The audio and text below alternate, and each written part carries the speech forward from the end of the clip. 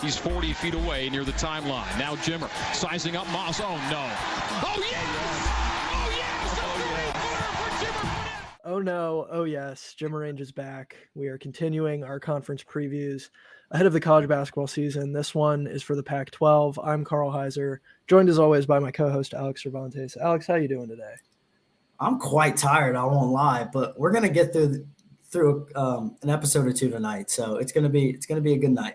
Yeah, it kind of fits with, we got to stay up late Yeah. to watch the Pac-12. So it's only right that at least one of us is tired while doing the preview. Very true. It's pretty accurate. I mean, we can start out by saying that just by the nature of where we live, like the Pac-12 is not the conference that comes most naturally to us, but we still got takes. Yeah, absolutely. Yeah. And I feel like we prefaced last year's episode with that same thing. Like, yeah, probably. I mean, you said, so we had recorded one episode before this that will come out after this one. Yes. Where your take on the Pac-12 was like, I'm asleep. Like legitimately it is. Like So maybe that invalidates some of my takes, but I do watch highlights like in the morning. But like it's just I'll like I'm in the Midwest. Like I'll watch the Big Ten games. I'll watch like a Horizon League game or something, and then like I've got homework to do, and then I'm going to bed. I cannot like push off the homework to watch a 10 p.m. Pac-12 tip. Yeah, I could. I would fail all my classes. Yeah. So I have very vivid memories of I stayed up all the time to watch the Lonzo Ball, the Thomas UCLA Welsh, Ryan Leaf UCLA team, because they were fun. Yeah. So I saw that. I mean, that iconic like Lonzo Ball step back three from like 30 feet away. I watched that live, and that's good. Pac-12 After Dark, man. Absolutely, it's great. As it should so be. UCLA is a good place to start. I think is. that's generally considered the favorite in the conference. By how wide a margin, maybe that's up for debate. So UCLA, they've kind of had the same sort of core for the last few years. They lose Johnny Juzang, who was kind of their go-to scorer, but they returned Tiger Campbell. They returned Jaime Jaquez, who some people are considering a preseason All-American. Obviously good to have him back. And you have Mick Cronin, who's a really experienced head coach. So what do you think the ceiling is for this UCLA team? Because I kind of go back and forth between being like really high on them and then being like, I don't know. You see, you know what the challenge is that like, so for context for the listeners, we're recording this on the same night that Kansas has been struggling with Pittsburgh State. Yeah. And so it's all these teams that we're both like, well, I'm relatively low on Kansas compared to the consensus. Although I did rank them high, I guess I would adjust that if I could, but it is what it is. You evolve with your takes, And so like I it's difficult to assess right now, but I would say of course the ceiling for this UCLA team is a national title. Like they just have such a good balance. They have such a good mix of the returning guard/wings, plus you bring in two uber talented freshmen that it's just hard not to like the roster construction, plus Cronin. Yeah, I mean, Jaime Jaquez is so versatile. He can do so many things for you as far as like creation for himself and for others. I don't know how many point guards in the country I would trust more than Tiger Campbell. That was something I was thinking about because there aren't a lot of like true point guards who also have a lot of experience. I mean, he's up there. He's got to be top 2 or 3 for me. Yeah, for sure top 3. I mean, who else in terms of like just creation and slowing the game down for like teammates? You'd have because you're saying in this regard you're not looking for a guy who's going to be a go-to scorer. You're looking for someone who's going to control the tempo and create other opportunities, but can get a bucket when they need to, right? Like a true point guard. Yeah. Okay, so then like Yuri Collins and Campbell, like is that the list? Who was the other one? Is it Yuri Collins and Campbell? Is that the list? I would say Kihei. I would say RJ Davis. Okay. I don't know whether they're going to play him more as like an off ball too, or like they're going to rotate him in Caleb Love, but I would trust Davis a lot. Well, it's Davis who's considered a point guard and a shooting guard by the award voters, and Caleb Love is neither. Yeah. So yeah, who knows? But at the end of the day, I mean, and Tiger Campbell's also a 41% 3-point shooter, right? So you love to have that. Maybe he's not going to, blow it up from a scoring perspective, but he's just such a nice piece to have, He really is. You mentioned the two talented freshmen. They bring in Amari Bailey, who's going to probably be in that like off guard wing type of role. And you bring in Adam Bona, who Bona specifically is really going to have to step up for this team because they don't have a ton of size. They don't have a ton of front court depth. He's a 5-star, should be super talented, but he's super physical. He imposes his will. Like, he does what you want out of a center, but there are things, of course, naturally, right? Like, he's a freshman, he needs to polish, right? Mm-hmm. But he's great when he gets his feet in the paint. And then he's going to need to be good for them, like, consistently, though, which is probably, like, the biggest question mark for UCLA, I would say. Because, like, the rest of the team, I don't have questions about. No. And, like, their top 6 is elite. Like, I just worry where it falls off, like, at the end of the bench, because it is just like Dylan Andrews was kind of pegged as that like 7th guy, and then you've got Nwuba and then ETN, who's a transfer, and like, or not a transfer, I'm sorry. But you have ETN, like, I don't know, like the top 6 though, like you add Singleton into the list of the 5 guys we already mentioned, plus Jalen Clark, like that's obviously the best in the conference, but you're gonna put that up there nationally. It's just where like if this team gets in foul trouble, where do you turn to? Right. Yeah. And by the time you hit the postseason, you only need like 6 or 7 guys like cooking. And I think they can definitely produce that. Oh, they have the 6. Yeah. They have the 6. Sure. And I don't know that I want to go as far as Jeff Goodman, who said UCLA is cutting down the nets. I respect like the take though. I respect calling it now. I respect somebody who's willing to be higher on this UCLA team because I see a lot of people putting them like 9 or 10. I think there's a world where they're a better team than that, honestly. Yeah. No, I mean, like, because I don't want to like talk what we talked about in like the episode we recorded last week. But like, there are teams that I have more like UCLA. We at least know what we're getting for the most part, and like there are teams that we are apprehensive about that we do not, and yet some might have been ranked higher than UCLA and ours. So like, what does that say about Right. Okay. Yeah. I would have loved to see what this team would have been if Peyton Watson had come back. Yeah. That would have been really interesting to see. That 7 is just that. Yeah. See, that would have been like, that's kind of the missing piece is Peyton Watson, who's gone. But yeah, overall should be a really good team. I think they have a pretty high floor, and we'll talk about the rest of the Pac-12, but I don't think they'll have like a ton of challenges in this conference. No, I agree. Yeah. Do they have any big non-conference games? They definitely do. I'll check now. They usually have the CBS Sports Classic, so they're playing one of those games. Yeah. And then it feels like every top 25 team's got at least a couple. They've got Illinois in Vegas, I think. Right? I'm actually really excited for that game. That game's going to be a ton of fun. Illinois is just going to be fun. But, yeah, they got Illinois, and then win or lose, they're playing one of Baylor and Virginia. That's good. Yeah, that'll be a good event for figuring out what exactly this UCLA team is. And they've got Kentucky. They've got Kentucky in the CBS Sports Classic. They go to your beloved College Park, obviously. They do. Yes, December 14th, I think. Yes. And they play the Ducks on December 4th, so it's a good early slate. Yeah.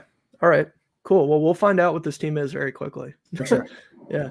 All right. Let's move on to the defending Pac-12 regular season and tournament champions, fresh off a Sweet 16 appearance, just barely, but a Sweet 16 appearance nonetheless.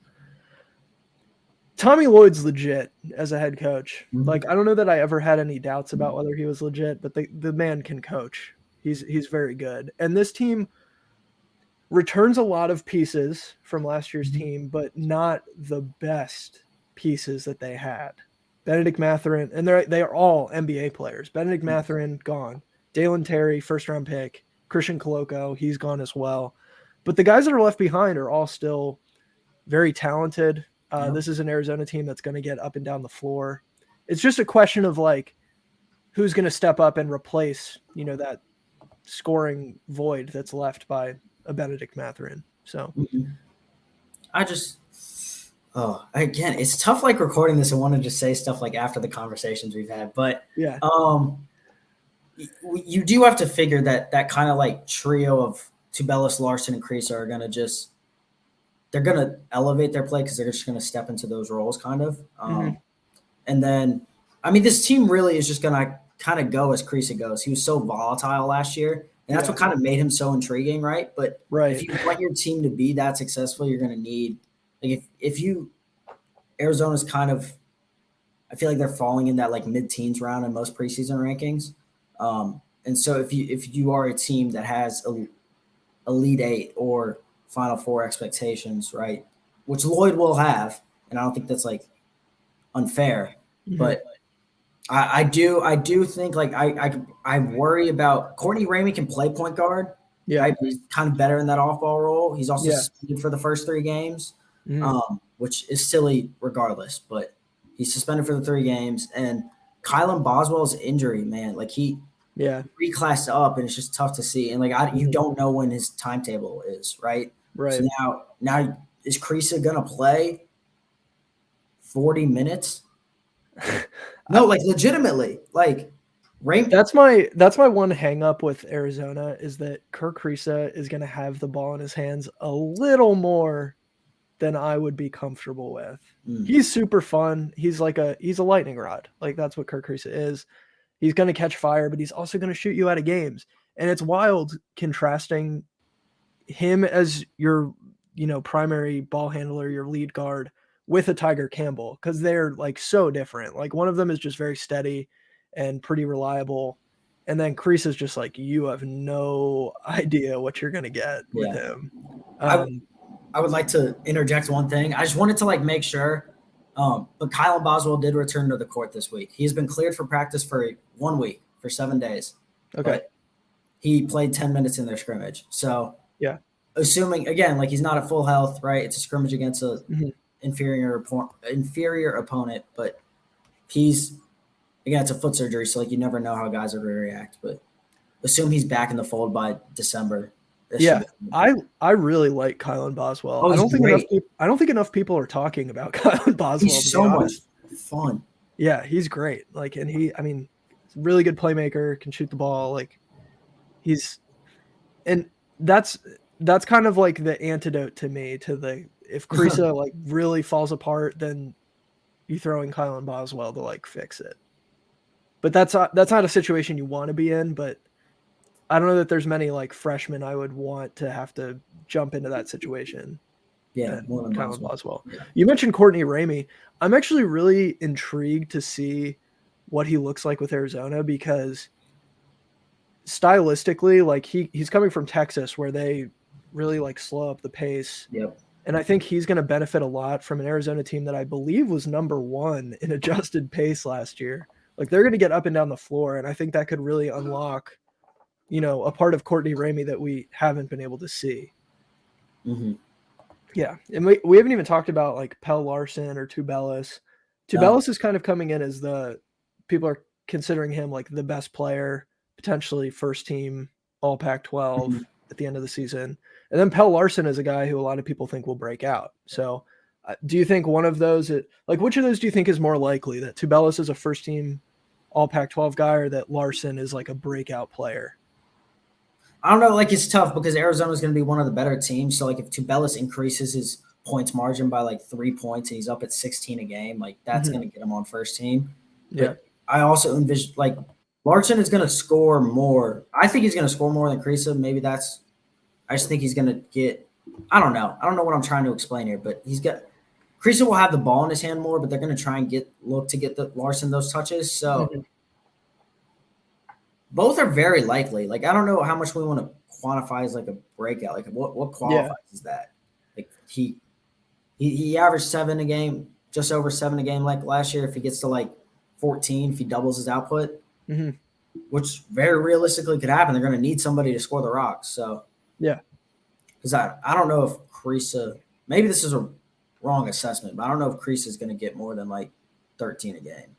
I think if they're smart, he won't get those kinds of shot opportunities. But we'll see. We'll see. There's going to be – there will be a highlight this year of Kirk Kriisa hitting a game winner. Yeah, for sure. On the road against Oregon or something. And then there's also going to be like a highlight of him like clanking one against the back, like off the backboard, and like, it could be the same game. It could be the same game. Yeah, that's true. Yeah, I mean, you never really know. But also, Pell Larson should be mentioned. He's going to get after it on the defensive end. Yeah. We'll see with Arizona. They're one of the teams that's in the top 25 where I'm like,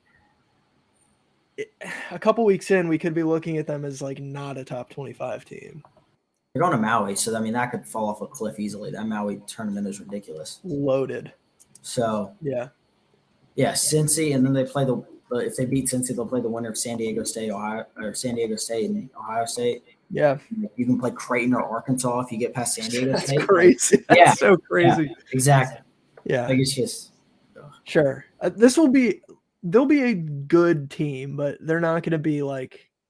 They just don't have the higher level talent, in my opinion, to be that like one seed. They went 18-2 in Pac-12 play. They're not going 18-2. It's just not going to happen. No. They'll be good, but like what would you say? Like 14-6, 13-7? Yeah, that's kind of what I'm feeling. Yeah, is that type of finish, which is like respectable. They're tournament. Respectable. That gets you second or third. Yeah, they're a tournament team. Probably like a 6 seed. Okay. 5 or 6. Yeah. Cool. I like that.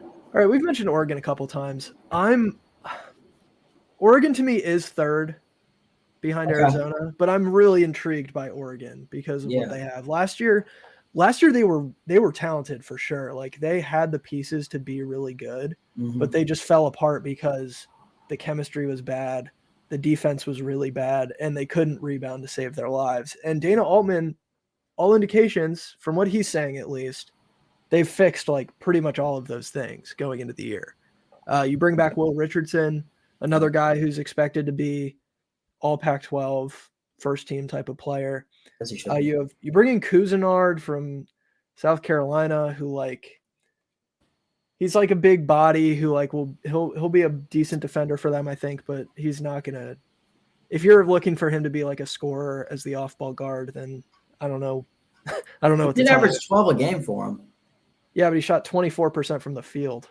Yeah. Shots are shots. Shots are shots. Yeah, you bring back Quincy Guerrier. That's huge. That's just which is big. And you also have N'Faly Dante back in the front court, 7-footer, and Kellel Ware, who's a projected lottery pick, one and done freshman, who's super talented. He's a freak. Like he really is. Seeing him run in the open floor. Like he's going to be a lob threat. He can stretch it out a little bit. I can't imagine being a local Arkansas high school and having to play North Little Rock and play Nick Smith and Kellel Ware after an algebra class. Like, that is no. Like you're telling me you have to play two of the like top 7 best freshmen in the country. No. One thing I do like about Oregon is they're really deep as far as guards go. Like they have the guys that we mentioned, and they also bring in Keyshawn Barthélemy, who's an interconference transfer from Colorado. Do you think he could be your do you think he could slot in at that off-ball guard, or do you think it's? I would honestly trust him more than Cousinard in that spot. I just like that he can kind of give you the same output while being far more efficient. So that's kind of my thought. But yeah, they have the guard depth to go small if you're playing them small. They have 2 7-footers if you're throwing size at them. The one hang up with me on Oregon is their front court depth is like so thin. Yeah, but Nate Biddle, like you just wonder because Nate Biddle had that high ceiling coming into college, right? Like at what point does that get reached? You know, because there were kind of expectations that he would play last year as a freshman, and he just never really did. But I don't know. There's at least like you at least like it's rare that you can go like you could throw Ware in at center. Yeah. You know? Oh, absolutely. Yeah. So like you have 3 6'11" or 7-footers. So like I don't know. There's a world where like you slot Guerrier at the 4, right, which he has played almost his entire career, and then throw in Barthélemy and you just get to roll. So I don't know. Maybe I'm a little less apprehensive about their front court depth, but I would be like for sure if you're trying to play like Biddle more than 12 minutes a game, which I don't know if he can do or not. But yeah, I mean, I could see them employing, Dante and Ware together. Yeah, there's just a lot of different lineups they can throw out there that I think could give people some matchup problems, and that's always a good thing to have. And Dana Altman is in that coaching zone along with like a Tony Bennett, where like they missed the tournament one year and you don't want to bet that they'll miss the tournament 2 years in a row. No, they're just like baseline, we're getting to the tournament. Also, I just wanted to drop this in there because I just wanted to quick Twitter search, but Dana Altman at the Ducks practice today, the team is really banged up. I don't know if you saw this tweet, but I didn't see that. For Monday's opener, Cuisinart, I feel like I'm butchering his last name. He's out. Calahuero's likely out. And Nate Biddle's conditioning is behind where they want it to be because he's missed several practices. So going to take a little bit for them. Yeah. It could end up being a same type of season for Oregon where they have the talent, they have the experience. It's just like all this stuff on the periphery kind of keeps them from reaching their ceiling. So, that's like the worst type of season to have. Like, it's one thing if you're just like flat out terrible and your roster is bad, but it's got to hurt when you have the pieces to get into the tournament and you just something else like keeps you from doing that, whether that's injuries or chemistry or whatever. So hopefully that doesn't happen for Oregon. They were disappointing last year. Like I can't remember exactly how high we were on them. I might have picked them to win the conference last year. I don't totally. I think I was fairly confident UCLA was winning last year. Obviously, Arizona steamrolled everybody, but So hopefully it's not another disappointing year for Oregon. They have the pieces to get it done. Just got to put it together. Yes. So that's kind of the clear top three. UCLA, Arizona, Oregon. So now we'll move on to USC, who they've been consistently good the last couple of years. Yep. But at what point does Andy Enfield go from being like, okay, we're good, to like, we're a contender for the conference, we're like a threat in March? I guess they did make was it the Elite Eight the one year that they had? Evan Mobley, Evan Mobley, They beat Kansas that year. So there's been like some successes along the way, but I think at some point Andy Enfield has to turn this into a team that's like year in and year out. I don't know if that's the team this year though.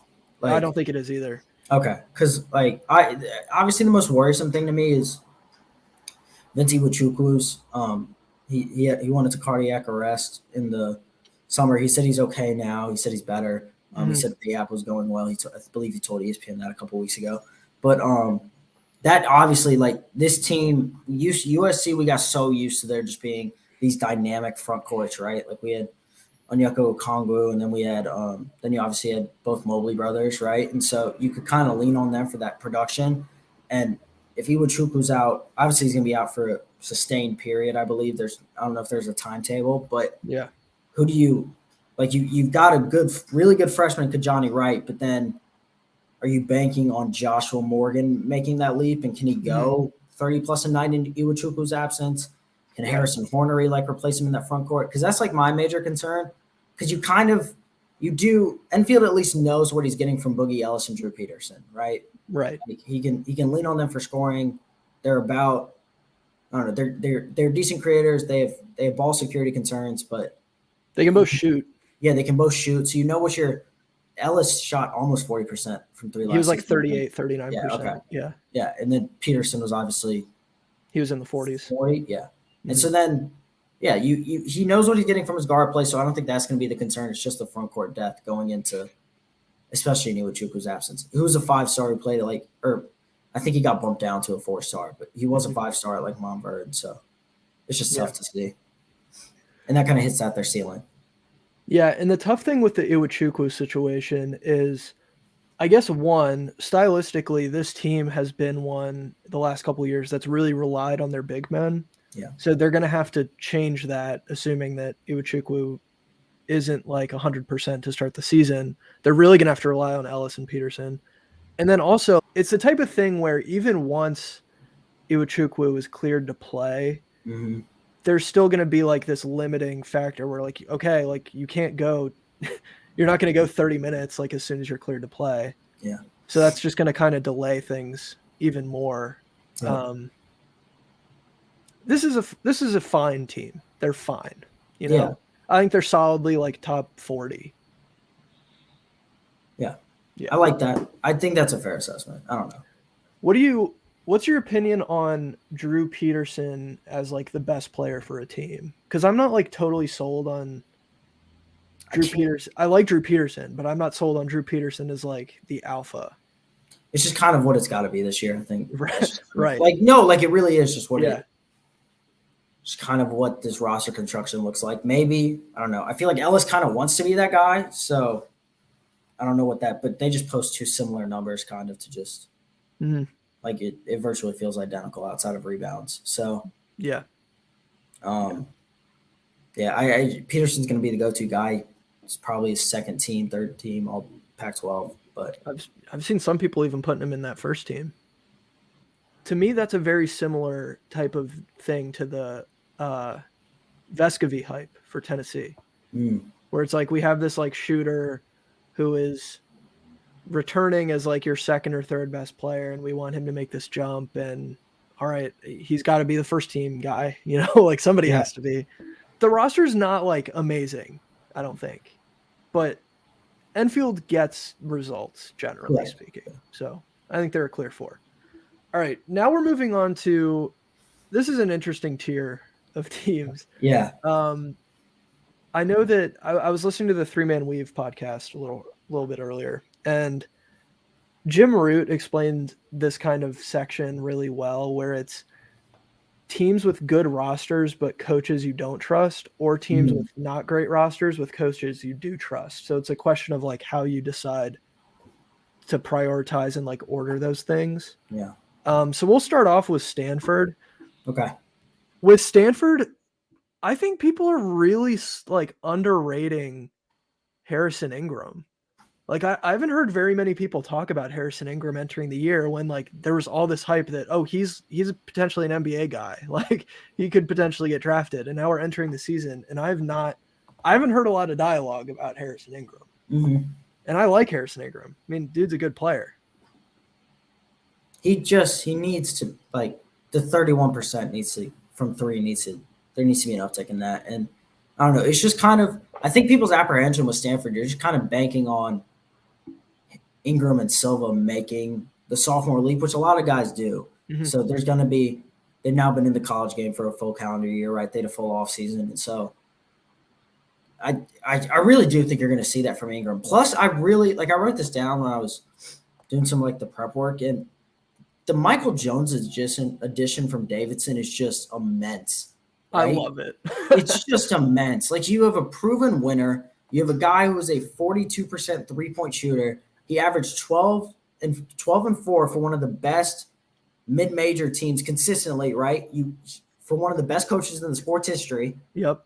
He has tourney experience that he brings to a relatively young team, right? Like, it's just 3-and-D, the ultimate 3-and-D wing. Like, I'm gushing a little bit about Jones here, but it's our darling Davidson. How could you? Yeah, it is our darling Davidson. You're right. Yeah. You're right. And I mean, to your point, I think him coming in really helps Ingram because he won't have like a ton of pressure to have to be a 40% 3-point shooter. Yeah. Like you obviously want him to bump up that efficiency from where it's been, especially if he wants to be a legit NBA draft prospect. Yeah. But it's good to have guys around him who can shoot so that, like, even if that jump doesn't happen, they're not stuck. Correct. And also Spencer Jones, too, who I believe was their leading scorer last year, right, with 12 a game. And so, yeah, he averaged 12 points a game, also had 4.5 rebounds. Again, he can also stretch the floor. Yeah, he's just one of those guys, you know what you're getting, and that's all these teams can ask for to a certain degree. So, when you're banking on the production, like Silva averaged just above 10 minutes a game. He's going to be the lead guard this year. So, you're banking on him and Ingram again, like I said. But, again, just the two Joneses are just going to be so critical for this team. This Stanford team also returns 4 starters from last season's team. That's great. Like, that's exactly what you want. Like, amazing, yeah. I mean, they have shooting, they have chemistry, like. Yep. And you add a guy who, like, isn't gonna, like, Mike Jones isn't gonna walk into any program and think he's gonna be the go-to guy. You know, he just doesn't. McKillop is not one of those programs. McKillop-Davidson is not one of those programs where you're gonna have this giant ego and like have guys who are gonna lead to chemistry problems. You know, so right. I mean, he's gonna seamlessly fit into that team. Yeah.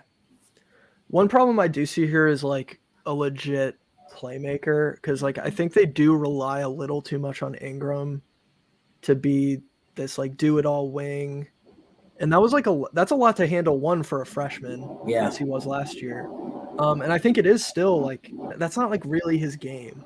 So I think you're kind of forcing him into this mold that he can't really be, which that like worries me a bit. And I mean, that showed up in the stats. This team was awful as far as turnovers go. They turn the ball over all the time. And I think that's a function of not really having this reliable facilitator. You're just like hoping your best players can, create for other people when like that's not really who they are. Do you think O'Connell keeps the job, or does Silva win it at point guard? So I did see in the almanac that they're projecting O'Connell to come off the bench, and they think Silva will win it. I don't know a ton about Silva, to be honest with you. I remember watching some tape, but it's been a minute. I won't lie. Yeah. No, I don't know if I'm that qualified to give that take. But. Sure. I mean, there's good pieces with. You return your 2 point guards, which if they both, right, like that's to a certain degree, that's huge. Yeah. And you have depth, you have shooting, like I said. So this is a team that finished 9th in the Pac-12 last year, but they should be like top half of the league for sure. Yeah. Cool. Let's move on to Washington. Mike Hopkins, man. Do we trust Mike Hopkins? I've seen a few different types of predictions for this team. Like some people put them like up as high as like 4th or 5th. Some people have them down like in the 8 range. I mean, they finished 5th in the conference last year. That should be achievable again, you would think. Yeah, the 11-9 seems very attainable. Plus, right, like Noah Williams comes from Washington State, who we were gushing about last summer, right? Or was that right? Yeah. Okay. Yeah. They also have Keon Brooks coming in from Brooks, Kentucky. obviously. So they've got a solid bunch of returners, and then Kepning is coming from Oregon, which that would have been hilarious if they had Oregon. The Ducks had a 4th center on that team.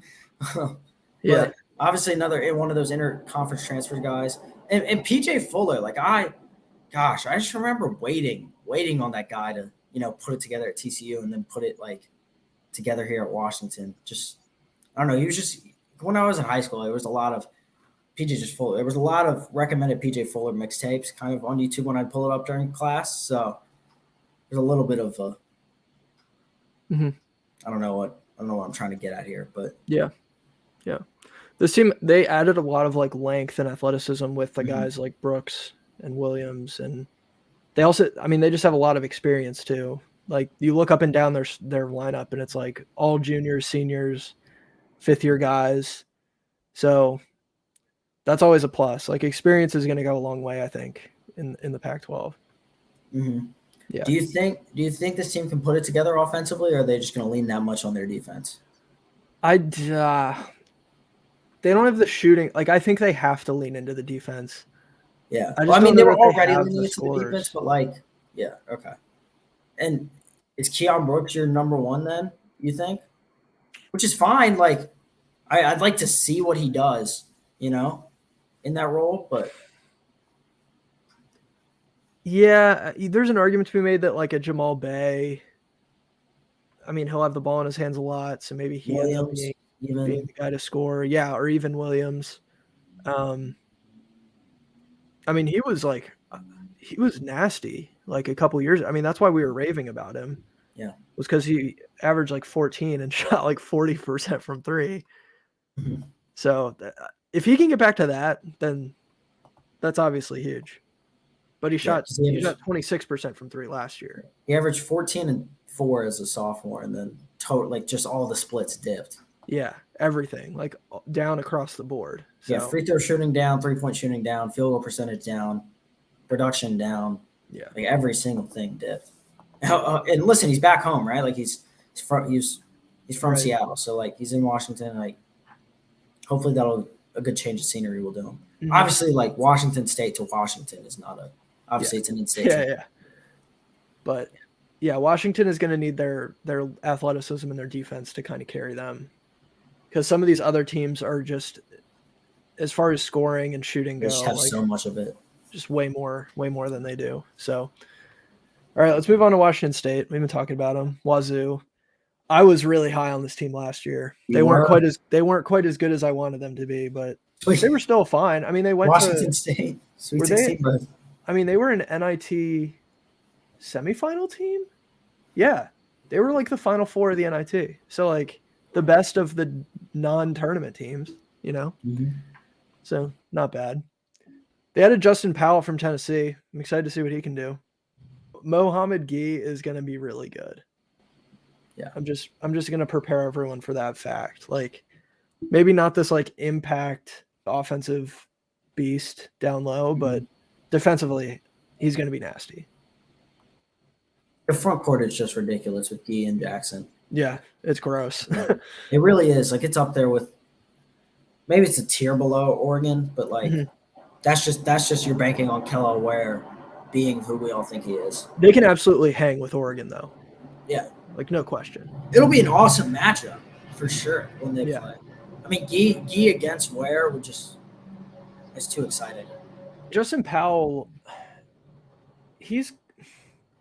I don't really know what to make of Justin Powell because we haven't really seen enough of him to be able to project what he's going to be. Because I mean, when he played at Auburn for 10 games, like he was good, and then he goes to Tennessee and like he gets 14 minutes a game, but is kind of stuck behind that backcourt of Vescovi and Chandler and doesn't really get a ton of opportunities. But now he's going to get all the opportunity he wants, most likely. Yeah. So if he can be that guy that we've seen when he was on the floor, he was hitting shots, right? Yeah. Like he shot 38% 3-point shooter. There you go. Yeah. So I'm very excited, honestly, to see what he's going to be. He's going to have to be really good for them, though, if they want to finish like top 5. I think that's their ceiling, is like a top 5 team in the conference. So. But even then, like,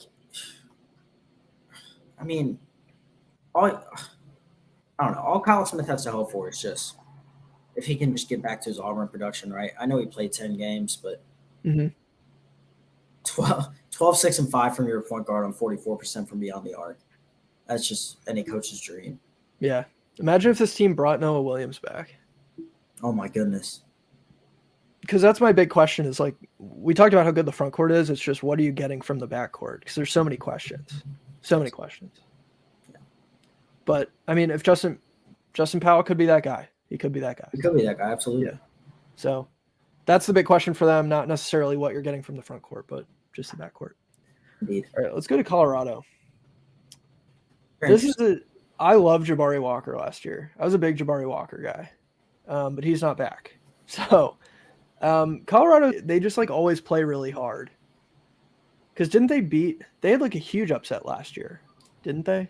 Yes. It was like that week. It was the week or the weekend that like the top 8 teams all lost or something. Yeah, I'll pull it up right now. The memory is not serving me too well right now. Yeah. Didn't they blow the brakes off of somebody? Oh, they beat Arizona. Oh, that's what it is. Yeah, they blew the brakes off of Arizona, 79-63. Yeah, that was one of Arizona's 2 conference losses. Yes, because I said Arizona was going to cover, and it was like a ridiculous spread, and Colorado kills them. Yeah. So, Colorado, they're going to play hard. Like, it's not the most talented roster that you've ever seen in your life, but just like being competitive will be like kind of their bread and butter, I think. You bring in a couple Ivy League transfers. Yep, I was going to mention that. So just seeing how they translate from the Pac-12 or to the Pac-12, because both were double-digit scores for Yale and Princeton, respectively. Yeah, again, like it is so many teams. Like there was such a exodus of talent from last year. You know, just like you just think about how loaded that draft class was. Yeah, and like now there really is like you can only talk so much about how you're kind of waiting. Like it's less so proven guys on this roster. Like you're waiting for the potential. Like you're hoping they break out. You're hoping they reach the ceiling that got them recruited to these schools. So I know that's especially the case for De Silva, but even then too, right? Like Simpson, he averaged 7, 3, and 3. And also just wasn't efficient at all. No, he's going to be your lead guard. So right, we'll see. Yeah. I mean, that's gonna be big. Is like, what are they getting out of Simpson as far as point guard play goes, and then is De Silva gonna be, really good for them?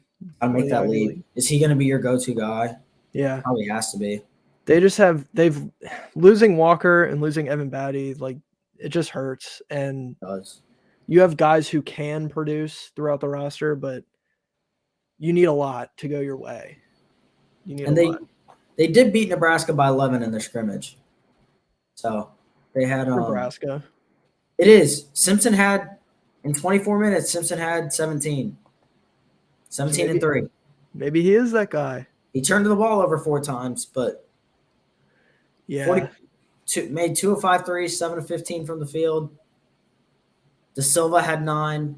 Hadley had 11, right? Mm-hmm. Hey, at least it came against – it's not like we got stats from they played another Power 6 opponent. So, yeah, I get that it's Nebraska, but they played a Power 6 opponent. There you go. They didn't play Fayetteville State, yeah, you know, or Quincy Arizona State. A lot of talent on this roster, but they are prone to imploding over in Tempe. So, is it going to be more of the same this year? I mean, you have Marcus Bagley back. Huge. You have Frankie Collins coming in from Michigan. You stole a couple of players. You stole Cambridge from Nevada, Warren Washington from Nevada. Devin Cambridge from Auburn. Yep. They got good transfers. They have the guys. It really is whether you have faith in Hurley or not. And there's a little bit of a concern, right? Like there have been talk. I mean, obviously, like just some of these teams have just been killed by just the guy. Like I just feel like there's been so much like contempt around just contempt about like the egos within each team. Like that's just kind of been how all these teams collapse. And like now Hurley's saying, he said this in the Almanac, like we're going to go as far as like guys can accept their roles. Like that's what's going to determine this team. And is that an indictment on coaching or is that like an indictment on the guys you bring in? Yeah. And if guys accepting their roles and like putting away their egos is a concern season after season, that's got to fall on your coaching staff. Right. And when it hasn't been chemistry issues, it's been injuries. Like Bagley missed a lot of last year. And you need him to be 100% if you're going to be that team, I think Frankie Collins will be good. He didn't really play a lot for Michigan. So it's kind of a like little mystery box type of thing where you don't really know what you're getting. But also Luther Muhammad's a great bench piece to have that you're going to obviously what he gave at Ohio State. So he's got to improve from the 5 points a game he averaged last year. But. Yeah, it's a good shout. I mean, it's weird to me that he left Ohio State, honestly. Like he was playing for them. It was a lot. Good amount. I think about he would have played this year. Yeah, definitely. Absolutely. I don't know what was going on there, but yeah, this roster to me, like it's better. I think this roster is better than Colorado. I think it's better than Washington State. It's just the coaching. It's just like, chemistry, coaching. Don't implode. That's all it is. They're a sleeper, though. They're a sleeper. All right, let's go. We have 3 more teams. Utah. I want Craig Smith to succeed so bad. He built a winner over at Utah State and then makes the jump to, the big brother in state. They won 4 games in conference play. They were last. Not last. Almost last. 11th. Yeah. Because obviously Oregon State was 1-19. Yeah. But I'm still high on Craig Smith long term. I think he's a good coach. I think he's proven that. But it's just like, can you get talent? There's not enough talent on this roster. Yeah, there's just not a lot of it. I think Smith can coach them to like not. They might not be a bottom 3 team. Really? That's not like a crazy bar to clear. I don't think. But yeah, Utah just doesn't. They don't really have the star power. Maybe Craig Smith coaches them up, but like, there's really not a lot to say until he can get talent into the program. Not a lot to say. Correct. Now we're getting into like the bottom 2. The bad. Yeah, the bad. Just bad. Cal, not good. And they also just don't care about basketball. Oh. Did you see that article from The Athletic about how it just whether Fox can get them back to relevancy? and how hard it is to do it at a school with such prestigious academics. And like, you just don't have the buy-in from the student population. That's just, when you don't have the buy-in from the student population, you can expect that you're not going to have buy-in from the fan base. It's tough to get buy-in when you're losing. When you're bad. You know? They just they can't score the ball. Like, they averaged 63 a game last season. Who's going to score now? Shepard had 15 a game. I'd like to see it, right? Like, I feel like he's on his third stop now, and there was a ton of hype for him, obviously coming out of high school. And at some point, I just want to see these guys succeed. He hasn't really. He was the number one point guard in the class at one point, and he's just like never gotten an opportunity anywhere, which is crazy. Yeah, but the place to get it is Cal. The place to get it is one of the worst power conference teams in the country. If you're looking for opportunity, that's the place to go. And listen, Clayton's this guy who's averaged the most points, but he's coming from Hartford. Mm-hmm. We're going to see. They're not going to score the ball. It's just going to be so tough for Fox to get this team like above. They're just water. They haven't been good since Jaylen Brown was there. Yeah, and they're going to be irrelevant again. Mark Fox has had like 3 seasons to figure it out. It's tough. It's just it's hard. It's so hard. I mean, you don't have buy-in from the school. I kind of feel for him. Like, you don't really have buy-in from the school, but also like the team is still bad. You got to recruit. Yeah. You're in California. You are in California. Like, that's a recruit. Right. Like as far as location goes, maybe you're not as attractive as like the LA schools, but still. And you're not, but yeah. Yeah. Plus it is a hard school to get into. It's incredibly hard. And they're not going to, it's my problem with Northwestern. They're not going to lower the academic rigor and standards for athletes to get in. They're not really going to lower it. So yeah. If you watch any Cal basketball this year, it'll be, is Devin Askew going to be good? That's kind of like the only thing I would say that's worth watching Cal for, because they are just an afterthought. Yeah. Last one. Ew. It's going to be tough. Oh, Oregon State. Oh, disgusting. Awful. Terrible. A historic fall off, by the way, Oregon State.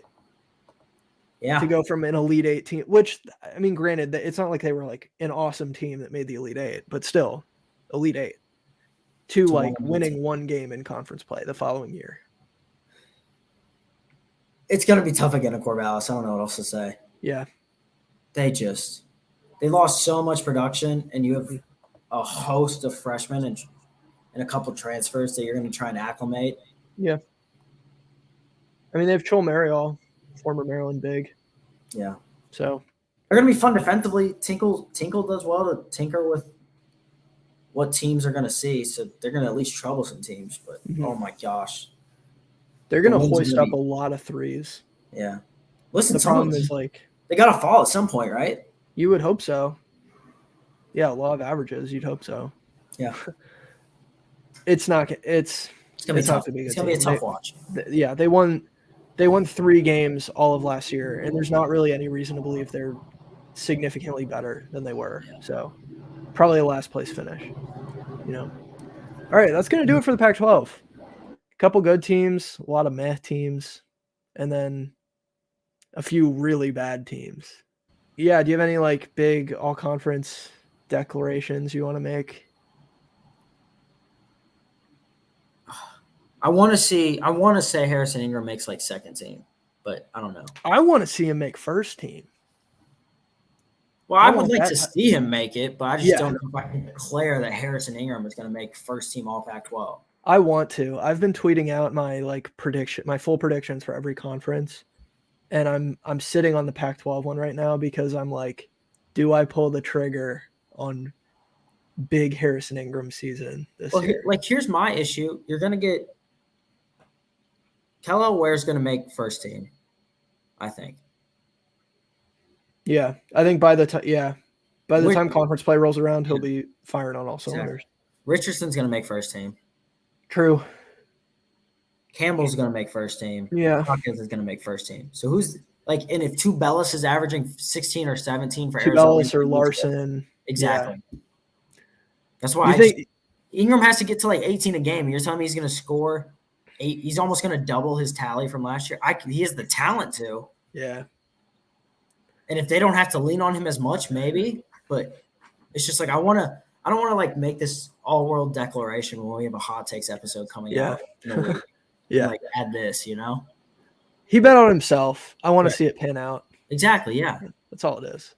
Also, you can. Yeah. He's gonna get a degree from Stanford, whether he like leaves for the NBA after the season or like, you know, like he can come back to school and get a degree from Stanford. It's true. So yeah. Do you have a? I saw Brian Ralph had the take that Cal and Oregon State will only beat each other in conference play. I like that. I said something along the same lines in the hot takes episode. So yeah. No, those teams are bad. You're not gonna know. So it's bad. like. It's nice that the conference we kind of know the least about just has so many teams that are terrible. Like we don't have to know a lot because like there's not. It's a great quote. Yeah. I promise I'll watch more Pac-12 basketball this year, for better or worse. I'll do my best to stay up, man. I will. Yeah. I'll stay up for UCLA. I'm gonna try to go to that UCLA Maryland game. You should. That'll be a good one. Park. It'll be a lot of fun. Yeah, that will be fun. You'll at least get to see a top 10 team play. Yeah, it's true. All right, that's going to do it from us. Thank you to those of you for watching and or listening on Spotify and YouTube. Be sure to give a like, give a 5-star rating on the episode. You can follow us at Jimmer Range Pod on basically everything. Our personal handles are also down on the ticker at the bottom. I'm at KHeiserCBB. Alex is over at Cervantes P. Alex on Twitter. Thank you guys for watching. Pac-12 After Dark. We'll see you next time.